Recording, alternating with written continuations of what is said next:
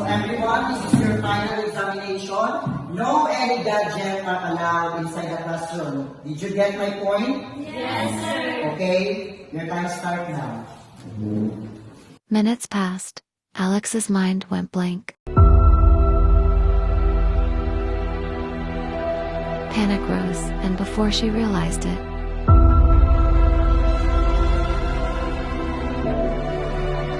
she did the unexpected.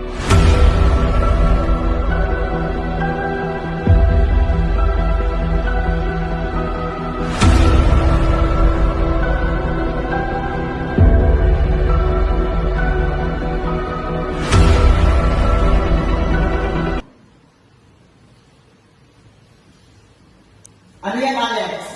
Ano itong cellphone?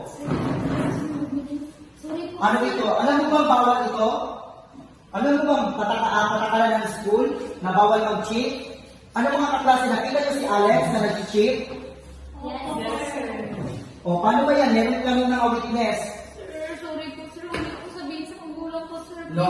Umuwi ka sa bahay ninyo at itatawag yung mga magulang mo. Alex, ano yung nalaman ko na nag-cheat ka daw sa exam? Hindi yung totoo. Huwag mo na i-deny. Friend mo mismo ang nagsabi sa akin. Ano pinag-uusapan niyo?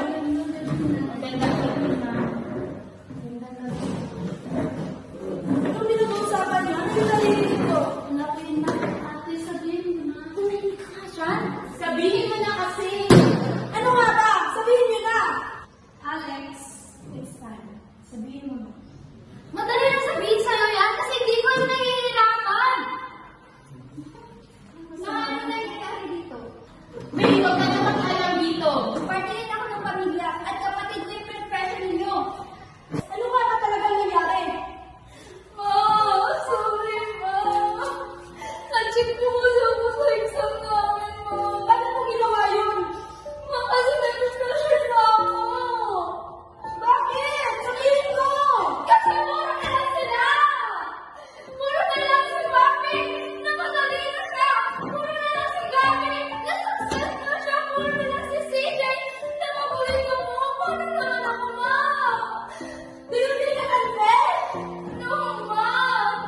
You have your favorites. That's okay. Ginawa ko lang yun para sa future nyo. Para pag wala na ako, successful na kayo. Sorry, ma.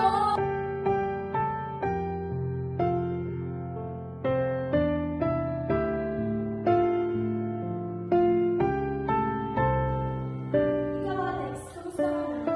Okay lang mo na. O siya, kaya tayo sa deal. Gusto ko samahan ka namin.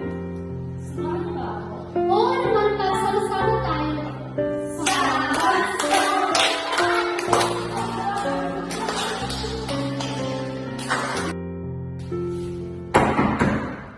Ah, yes, Mrs. Pasok po kayo.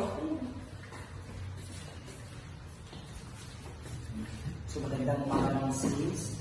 So, ikaw na po ba yung magulang ni Alex? Opo, ako po yung mama ni Alex. So, Mrs., napag-usapan na po ba ninyo kung ano yung ginawa ng anak ninyo dito sa school? So, nag-cheat po siya sa exam. And then, gusto ko pong malaman kung bakit nagawa ni Alex yun.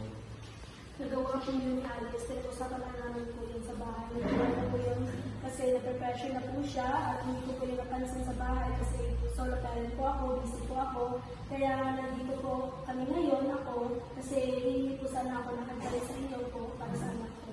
So, kung yan ang dahilan, parang dito sa amin, sa campus na ito, maraming mga bata na under pressure just because of different personal matters na nangyayari sa bahay.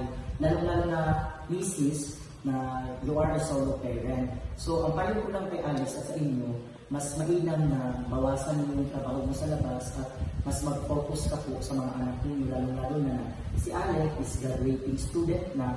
So, para hindi po siya ma-depress at ma-fall into anxiety and suicidal.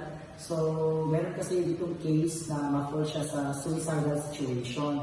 So, kung ako sa inyo, misis, mas i-uplift mo yung mga anak mo, mas i-motivate yung mga anak mo na mag-aral ng mabuti at gawin yung kung ano yung tama. So, Alex, so alam mo na kung ano yung kahinat na ng ginawa mo. But lesson learned, next time, gawin mo na ng maayos yung exam mo at mag-study at wag mong kalimutan na mga anak ni ma'am na mag-open sa kanya kung ano yung nahirapan kayo ng mga subject. So, napaka-intindihan ko sa Mrs. So, maraming salamat sa pagpunta po dito sa school. Different pressure ninyo.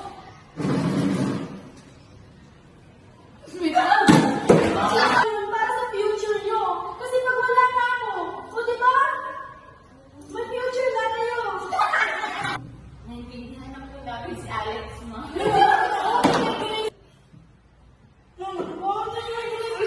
Okay na ba? Naintindihan na po namin si Alex. Pasok po kayo. Anong katawa ka? Parang anak ninyo. So,